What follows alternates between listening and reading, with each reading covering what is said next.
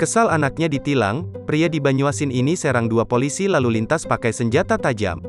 M. Nur, warga Banyuasin berusaha membacok Bribka Kusno dan Bribka Angga, anggota Satlantas Polres Banyuasin, Kamis, tanggal 25 November tahun 2021 pagi.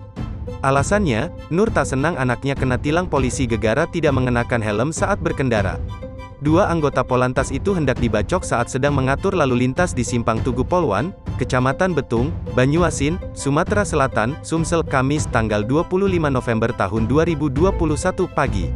Kapolres Banyuasin AKBP Imam Tarmuti didampingi Kasatlantas Polres Banyuasin AKP Riki Mozam mengatakan, upaya pembacokan yang dilakukan pelaku karena tidak menerima anaknya ditilang. Sang anak yang sudah ditilang, melapor ke ayahnya. M. Nur yang mendapat laporan dari sang anak, langsung mendatangi anggota Satlantas Polres Banyuasin yang sedang mengaturan lalu lintas di Simpang Tugu Polwan.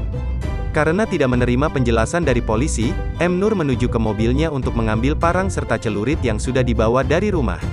Parang dan celurit itulah, yang diarahkan ke anggota. Melihat hal tersebut, anggota Polantas berupaya menghindar.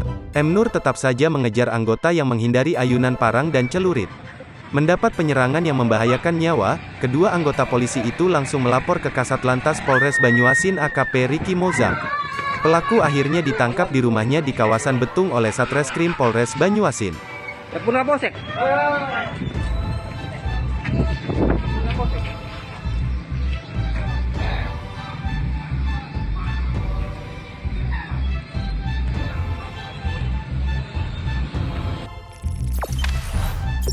Jangan lupa subscribe, share, komen, dan like ya.